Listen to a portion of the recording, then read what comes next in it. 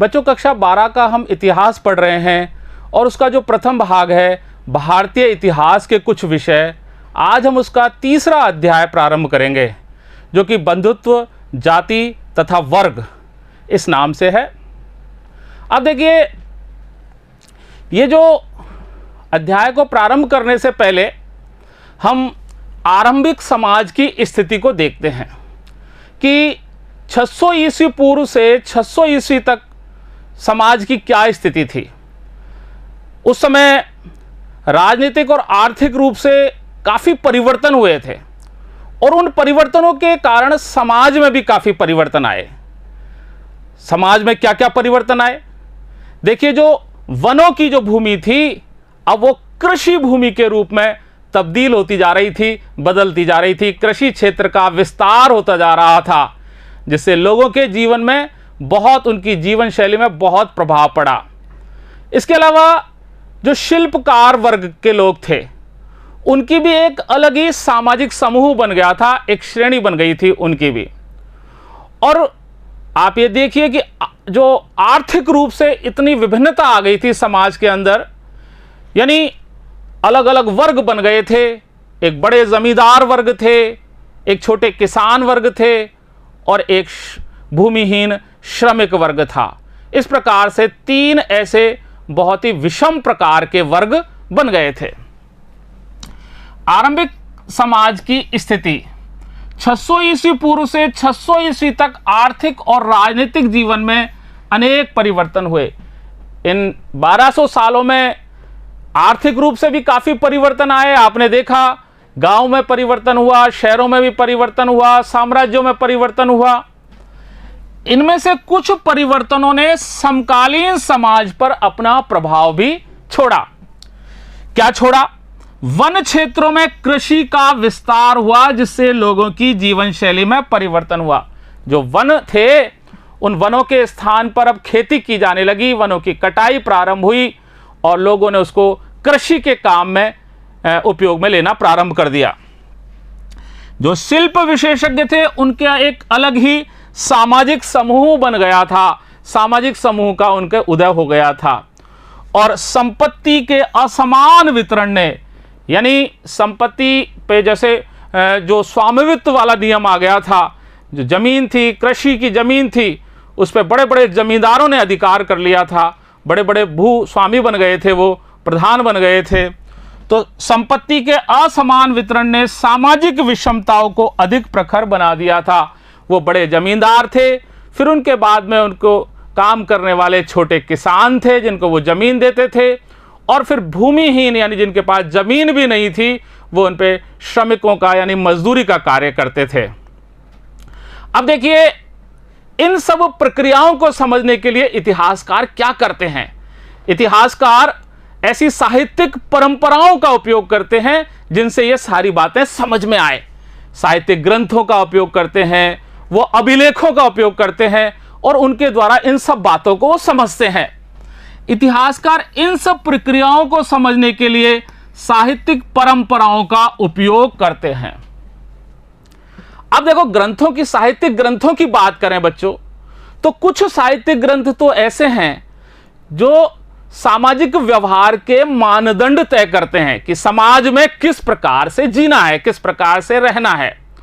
लेकिन कुछ ग्रंथ ऐसे भी होते हैं जो समाज को देखते हैं, उसका चित्रण करते हैं और उसके हिसाब से उसके जो रीति रिवाज उनको कोई दिखाई देते हैं तो उनके बारे में भी वो कुछ ना कुछ कहते हैं। कुछ ग्रंथ सामाजिक व्यवहार के मानदंड तय करते हैं कि समाज में किस प्रकार होना चाहिए, और अन्य ग्रंथ समाज का चित्रण करते थे, यानी समाज के बारे में बताते थे, समाज की स्थिति को बताते थे और समाज में मौजूद रिवाजों पर अपनी टिप्पणी भी प्रस्तुत करते थे। इसके अलावा कुछ ऐसे ऐतिहासिक अभिलेख भी हैं। वो अभिलेख जो उस समय के अभिनायक थे, जो उस समय के हीरो थे, जो वीर थे, जो बड़े बड़े शासक थे, जैसे कि अशोक था, जैसे कि कुषाण वंश के शासक थे, या जो भी पुराने शासक थे, रुद्रदमन था, उन सब के बारे में वो अभिलेखों पे हमको लिखा हुआ मिला है। अभिलेखों से हमें समाज के कुछ ऐतिहासिक अभिनायकों की झलक मिलती है, जैसे कि अशोक की भी मिलती है, रुद्रदमन की मिलती है। इसके अलावा प्रत्येक ग्रंथ और जो ये अभिलेख होते हैं बच्चों, ये किसी न किसी विशेष समुदाय को ध्यान में रख करके लिखे जाते हैं। और ध्यान रखने की बात यह भी है, विशेष रूप से देखने की बात यह भी है कि ये ग्रंथ या अभिलेख किसने लिखे, किसके लिए लिखे, किस संदर्भ में लिखे, क्यों लिखे गए और इनका प्रचार प्रसार किसने किया।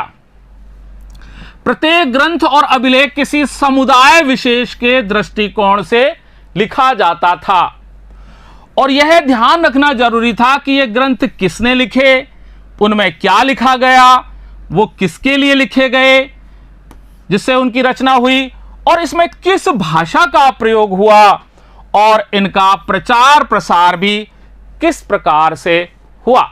इन सब बातों का ध्यान रखा जाता था जब इन ग्रंथों को लिखा जाता था।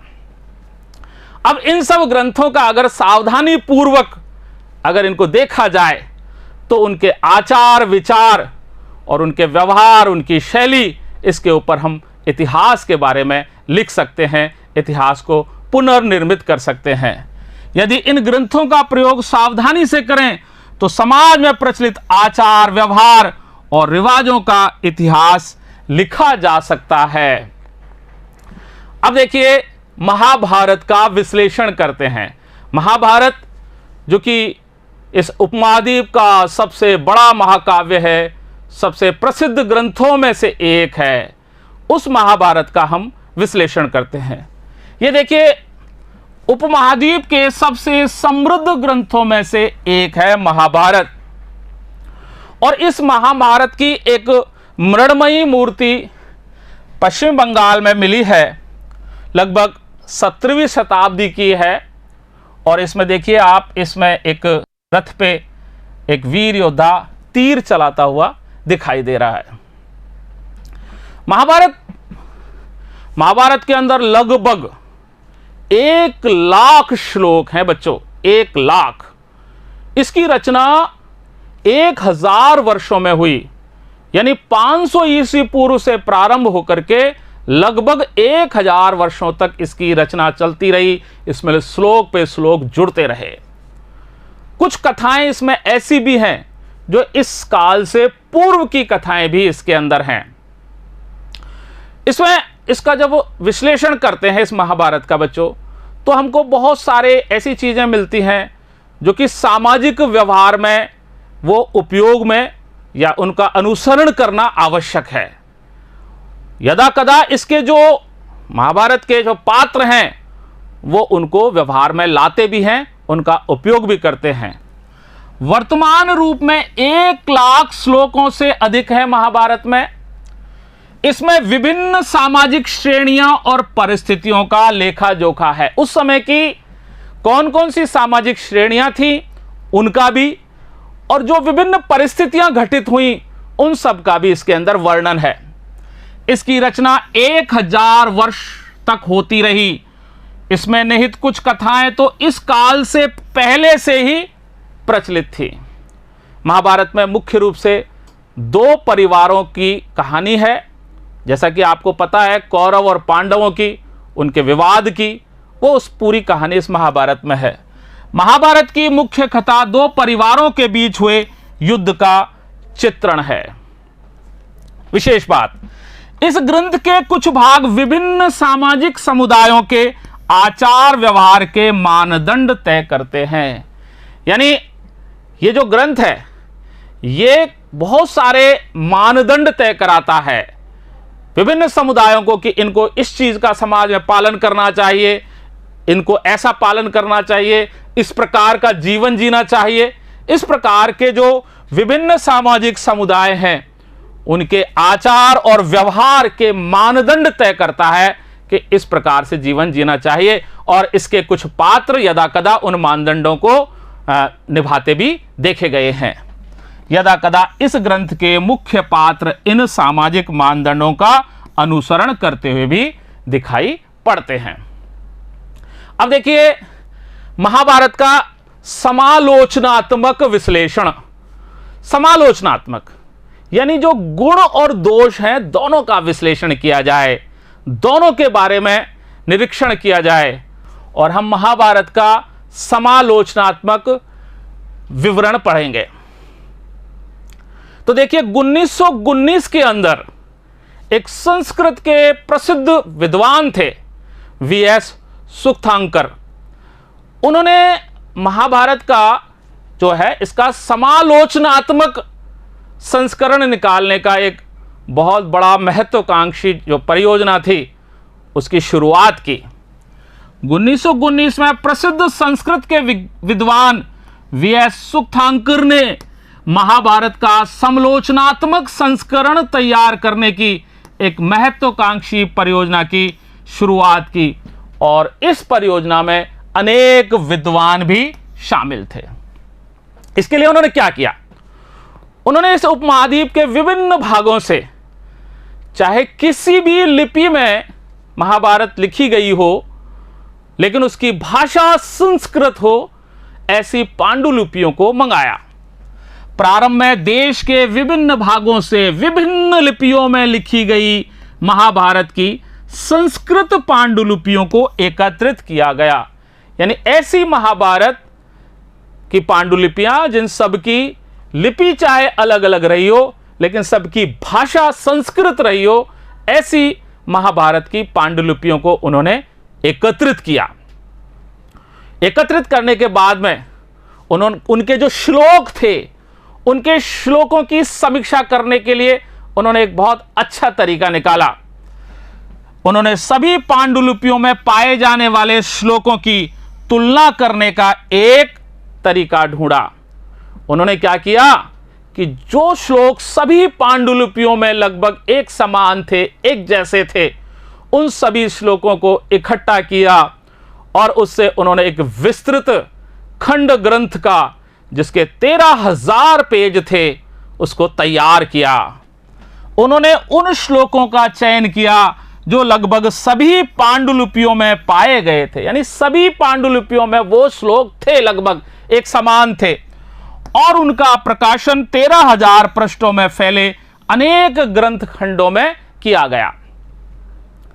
अब इसके बाद में इसको पूरा करने में 47 वर्ष लग गए। आप देखिए कितने वर्ष, 47 वर्ष, यानी प्रारंभ से 47 वर्ष तक व्यक्ति की उम्र को अगर आप देखें तो कितनी लंबी उम्र होती है।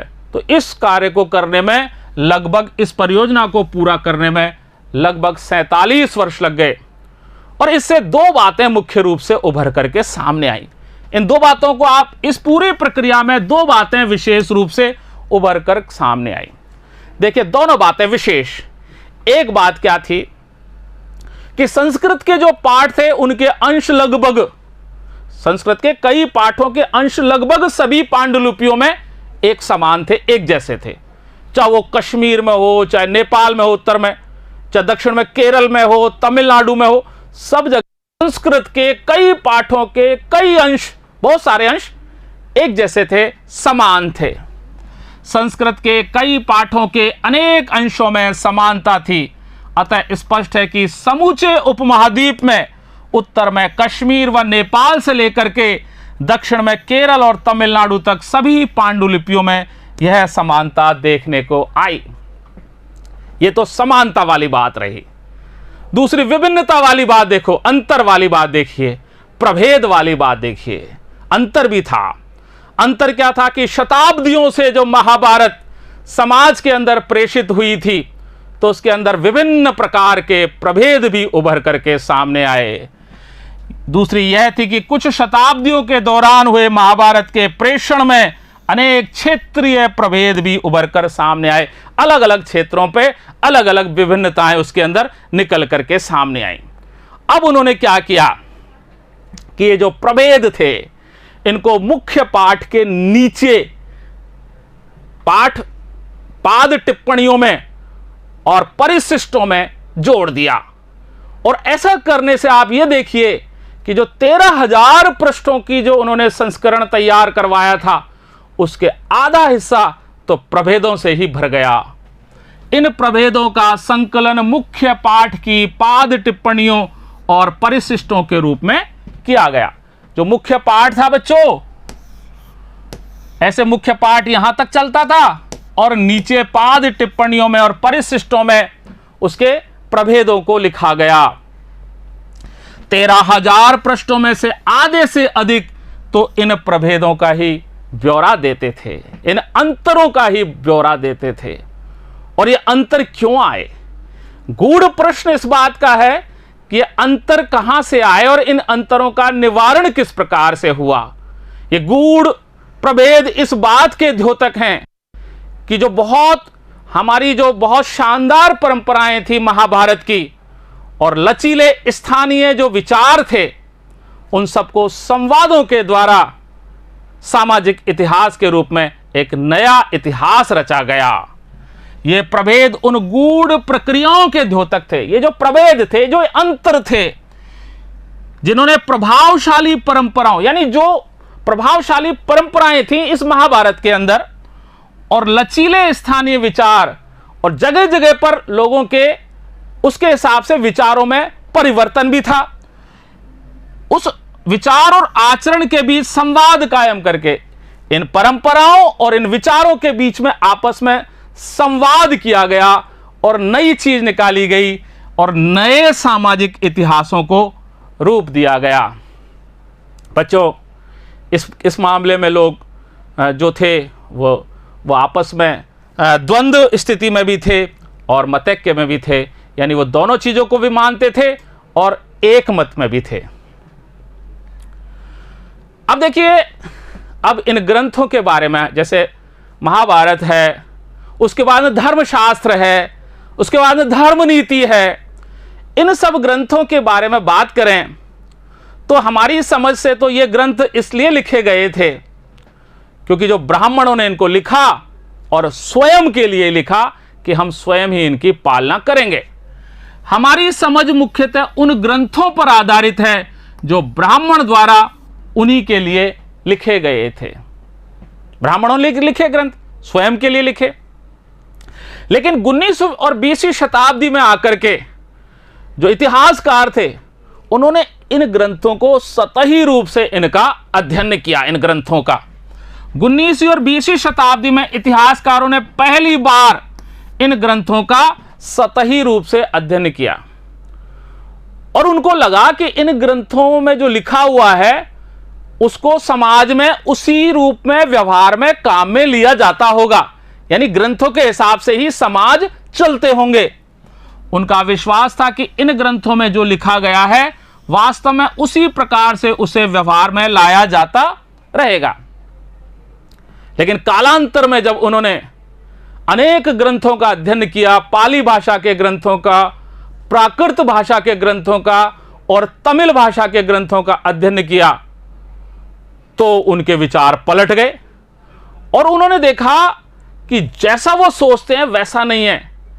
और जो ये आधिकारिक ग्रंथ हैं जिनको समाज की मान्यता मिली हुई थी, लोग उनको प्रश्नवाचक दृष्टि से देखते थे और कई बार इन ग्रंथों की चीजों का वो आलोचना भी करते थे। कालांतर में विद्वानों ने पाली, प्राकृत और तमिल ग्रंथों के माध्यम से अन्य परंपराओं का अध्ययन किया। इन अध्ययनों से यह स्पष्ट हुआ कि आदर्श मूलक संस्कृत ग्रंथ आधिकारिक होते हुए भी प्रश्नवाचक दृष्टि से देखे जाते थे। लोग बाग इन पे एकदम से विश्वास नहीं करते थे, इनके रिवाजों से, इनकी परंपराओं से, इनके मानदंडों से के हिसाब से नहीं चलते थे और यदा कदा इनकी अवहेलना भी की जाती थी। ऐसा नहीं है कि इनको पूरी तरह से व्यवहार में लेते थे, वो कभी कभी इनकी अवहेलना भी करते थे। अब देखिए, आगे चलते हैं बंधुता एवं विवाह। अब हम बंधुता वाले टॉपिक पे चलने से पहले हम परिवार के बारे में जानकारी लेते हैं। परिवार क्या चीज है? परिवार को समझने से पहले बच्चों, हम संस्कृत में जो ग्रंथों में 2-3 ऐसे शब्द हैं जिनका उपयोग और उनका विश्लेषण है, उनके देखते हैं। एक तो है कुल, एक है जाति और एक है वंश। कुल, जाति और वंश, ये 3 शब्द हैं। कुल तो परिवार को ही कहते हैं, परिवार का ये लिए दूसरा जो शब्द है कुल है। जाति बांधवों का एक जो बड़ा समूह होता है, यानी बहुत सारे बांधव मिल गए, भाई बंद, और वो जब बड़ा समूह हो गया तो वो जाति है। बांधवों के बड़े समूह को हम जाति कहते हैं। और तीसरा है वंश। क्या है कि जब एक ही परिवार या एक ही कुल के लोग जब पीढ़ी दर पीढ़ी आगे चलते जाते हैं तो उनके जो पूर्वज हैं उनको अगर क्रम से जमाया जाए तो एक वंश का निर्माण होता है। जैसे गुप्त वंश है, जैसे मौर्य वंश है, उनके सम्राटों को पीढ़ी दर पीढ़ी जमाया गया तो उनसे एक वंश का निर्माण। पीढ़ी दर पीढ़ी एक ही कुल के पूर्वज इकट्ठे रूप में वंश माने जाते हैं। अब पुनः हम परिवार पर आते हैं। परिवार जो संबंधी होते हैं, सारे के सारे संबंधी एक विस्तृत रूप है, उसका एक जो छोटा हिस्सा है उसको परिवार कहते हैं। यानी हम यूं कह सकते हैं कि परिवारों से संबंधी बनते हैं और संबंधियों से जाति समूह बनते हैं। यानी संबंधियों का जो सबसे छोटी इकाई है वो परिवार है। एक परिवार है, उससे फिर आगे बढ़ते गए, संबंधी बनते चले गए, फिर संबंधियों के भी संबंधी बनते चले गए और अंत में एक जाति समूह का निर्माण हो गया। परिवार एक बड़े समूह का हिस्सा होते हैं जिन्हें हम संबंधी कहते हैं। बहुधा एक ही परिवार के लोग एक साथ भोजन करते हैं और वो जो भी उनकी संपत्तियां हैं, भौतिक संपत्तियां हैं, सब मिलजुल कर उनका उपयोग करते हैं। जैसे हम एक ही मकान में एक साथ रहते हैं, सब उपयोग करते हैं, एक साथ भोजन करते हैं, और भी जो परिवार की जो चीजें हैं उनका सब एक साथ मिलजुल करके उपयोग करते हैं। कई बार एक ही परिवार के लोग भोजन और अन्य संसाधनों का आपस में मिल बांट कर इस्तेमाल करते हैं। इसके बाद में देखिए कि ये लोग एक साथ रहते हैं, अपने एक परिवार के लोग एक साथ रहते हैं, अपने अपने काम करते हैं, और कोई जो अनुष्ठान वगैरह होता है, जैसे कोई विवाह है, कोई त्योहार है, उसको सब जने मिलकर के एक साथ संपन्न करते हैं। एक साथ रहते हैं, काम करते हैं और अनुष्ठानों को साथ में रह करके उनको पूरा कराते हैं। अब देखिए पुनः मैं उसी बात पे आऊंगा कि जो परिवार है, परिवारों से मिलकर के संबंधी बनते हैं और संबंधियों का जो एक समूह है वो एक जाति वर्ग कहलाता है। आपस में सब संबंधियों को जाति समूह कहते हैं। पारिवारिक जो रिश्ते होते हैं वो बड़े नैसर्गिक होते हैं, स्वाभाविक होते हैं ये रिश्ते, और इनमें रक्त संबंधता भी होती है, ब्लड रिलेशन होता है आपस में। लेकिन कुछ समाज ऐसे भी हैं जो रक्त संबंधता को नहीं मानते हैं। वो भाई बहन के रिश्ते हैं, चाचा मामा वगैरह जो भाई बहन के रिश्ते हैं उसको रक्त संबंध से नहीं जोड़ते हैं। पारिवारिक रिश्ते नैसर्गिक और रक्त संबंध वाले माने जाते हैं, किंतु इन संबंधों की परिभाषा अलग अलग तरीके से की जाती है। कुछ समाजों में भाई बहन से खून का रिश्ता माना जाता है, किंतु अन्य समाजों में ऐसा नहीं मानते हैं। अब देखिए जो प्राचीन समय के विशिष्ट परिवार थे, जो इंपॉर्टेंट थे, यानी सम्राट थे, शासक थे, धनी थे, ऐसे परिवारों के बारे में तो जानकारी प्राप्त हो जाती है। लेकिन जो सामाजिक रूप से साधारण परिवार थे, जन सामान्य थे, उनके बारे में जानकारी प्राप्त करना बहुत ही मुश्किल है, बहुत ही असंभव है। आरंभिक इतिहास के समाजों में विशिष्ट परिवारों के बारे में जानकारी आसानी से मिल जाती है, किंतु सामान्य लोगों के पारिवारिक संबंधों को पुनर्निर्मित करना मुश्किल है। यानी सामान्य जो परिवार हैं उनके कैसे संबंध थे, इसको लिख पाना, इसको अभिव्यक्त कर पाना बहुत ही मुश्किल काम है। लेकिन इतिहासकार पारिवारिक और बंधुता के जो रिश्ते हैं उनको जानना चाहते हैं, क्योंकि उससे उनकी सोच का, उनके व्यवहार का, उनकी क्रियाकलापों का, इन सब का पता लगता है। इतिहासकार परिवार और बंधुता संबंधी विचारों का भी विश्लेषण करते हैं, क्योंकि इससे लोगों की सोच का पता चलता है, उनके क्रियाकलापों का और उनके विचारों पर भी असर होता है। पितृवांशिक व्यवस्था के आदर्श। नया टॉपिक है पितृवांशिक व्यवस्था। अब बच्चों, व्यवस्थाएं दो प्रकार की हैं, एक पितृवांशिक, एक मातृवांशिक। जो पिता के वंश परंपरा के हिसाब से जो चले वो पितृवांशिक है, जैसे पिता, फिर उसका पुत्र, फिर उसका पौत्र, फिर उसका प्रपौत्र। और जो माता के वंश परंपरा के हिसाब से चले वो मातृवांशिकता। पितृवांशिकता वह वंश परंपरा जो पिता के पुत्र और फिर पौत्र, फिर प्रपौत्र आदि से चलती है। और मातृवांशिकता जहां वंश परंपरा मां से जुड़ी हुई होती है। महाभारत जैसे महाकाव्य में बंधुता के जो रिश्ते थे उसमें बहुत अधिक परिवर्तन को निर्दिष्ट करता है, यानी बंधुता का जो रिश्ता था उसमें कितना बदलाव आया। जो भाई बंधुओं के रिश्ते अपने एक दूसरे के लिए जीने मरने के लिए होते हैं, उनमें बहुत बदलाव आया। महाभारत बंधुता के रिश्तों में परिवर्तन को निर्दिष्ट करता है। महाभारत दो परिवारों जो एक ही कुल के थे, पांडव और कौरव, उनके बीच की कहानी को बताता है। यह बांधवों के दो दलों कौरव और पांडवों के बीच भूमि और सत्ता को लेकर हुए संघर्ष का चित्रण करता है।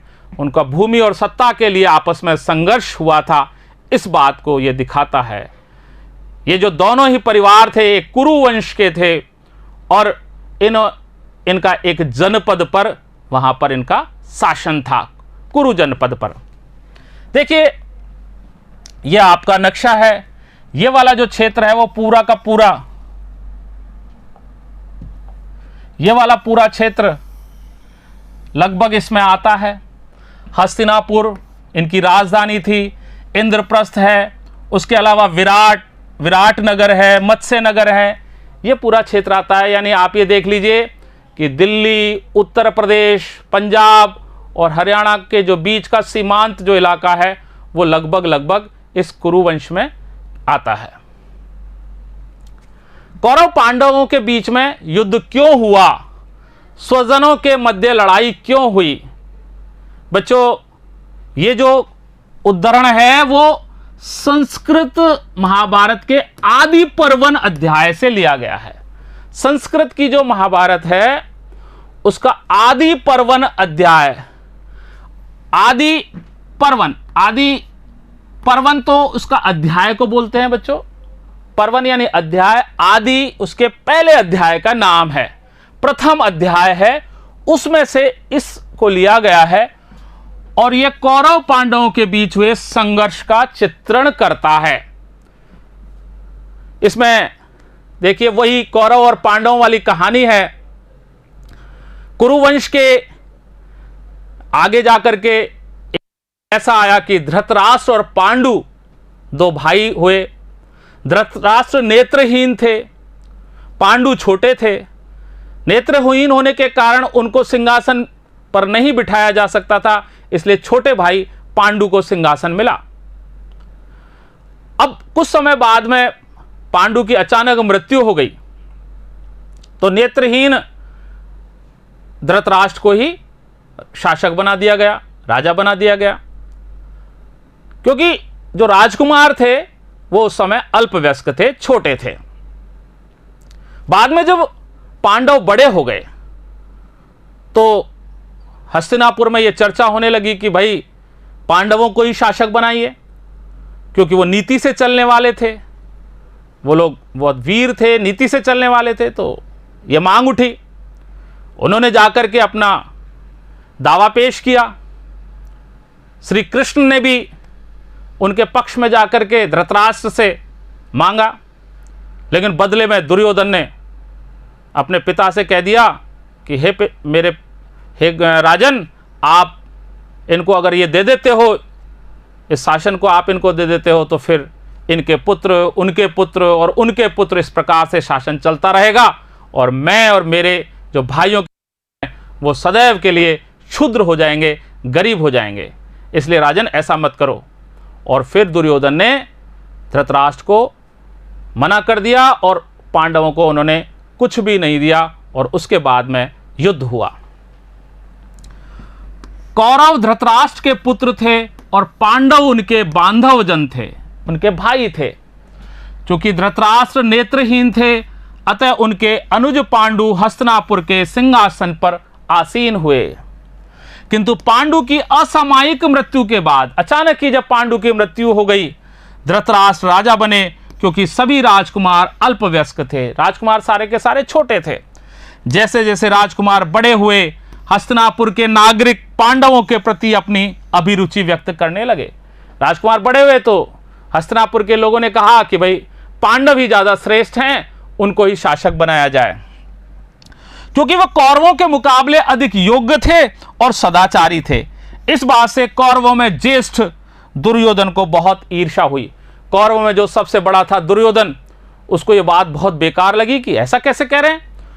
तो उसने अपने पिता के पास जाकर के वो बोला, हे भूपति, हे पृथ्वी के स्वामी, अपूर्णता के कारण आपको सिंहासन पर बैठने का अधिकार नहीं था, हालांकि आपको प्राप्त हो गया।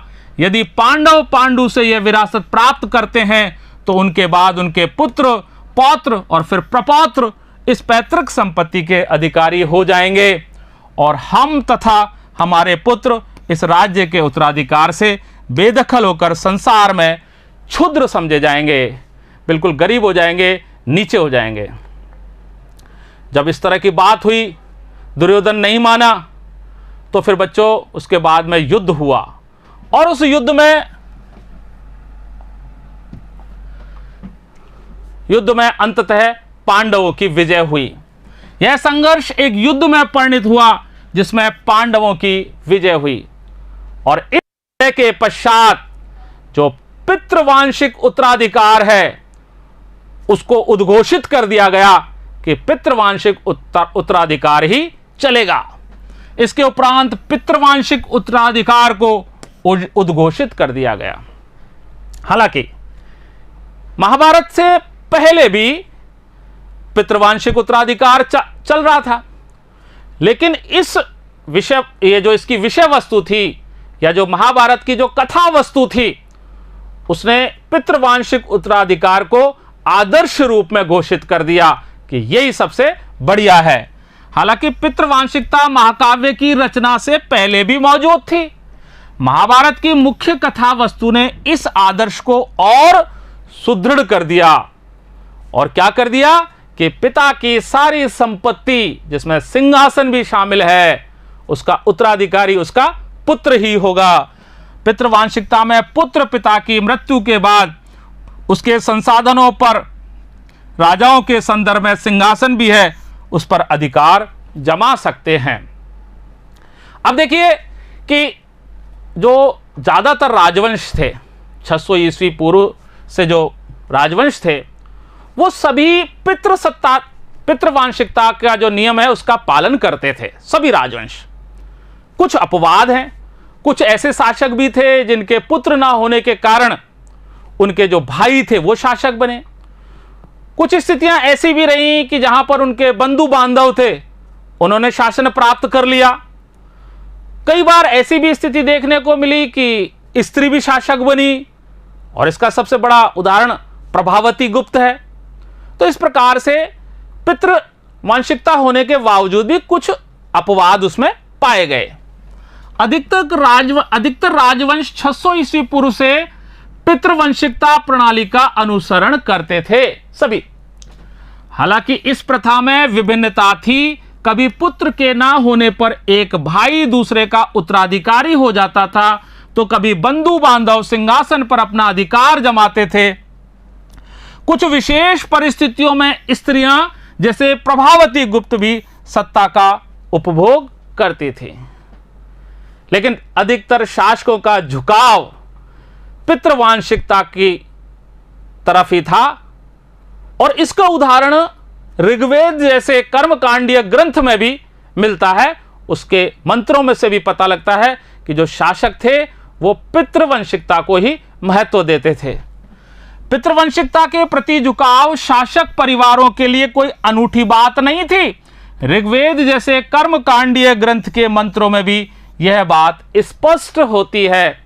और इसके साथ जो उस समय धनवान लोग थे और जो ब्राह्मण लोग थे, उनका भी इसी पक्ष में मत था, यानी पितृवंशानुगत के लिए वो ऐसा चाहते थे।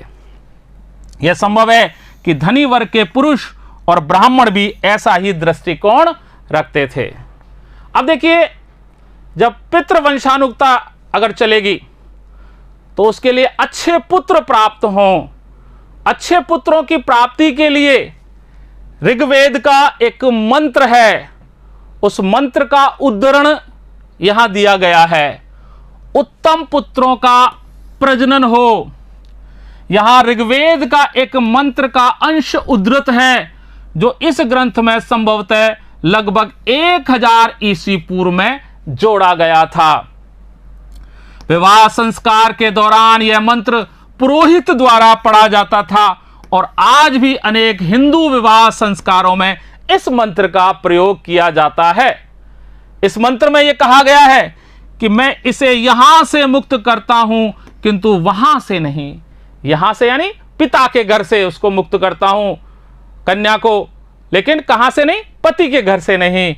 मैंने इसे यहां मजबूती से स्थापित किया है, जिससे इंद्र के अनुग्रह से इसके उत्तम और पति के प्रेम का सौभाग्य इसे प्राप्त हो। इंद्र शौर्य, युद्ध और वर्षा के एक प्रमुख देवता थे। यहां और वहां से तात्पर्य पिता और पति के घर से है। इस प्रकार से उत्तम पुत्रों का प्रजनन हो, इसके लिए इस प्रकार के मंत्र का विवाह के समय पुरोहित द्वारा गाया जाता था। बच्चों, अब हम यही विराम लेते हैं और अगले भाग में हम विवाह के प्रकार, स्त्रियों के गोत्र और मां यानी ममता के महत्व के बारे में अध्ययन करेंगे। धन्यवाद।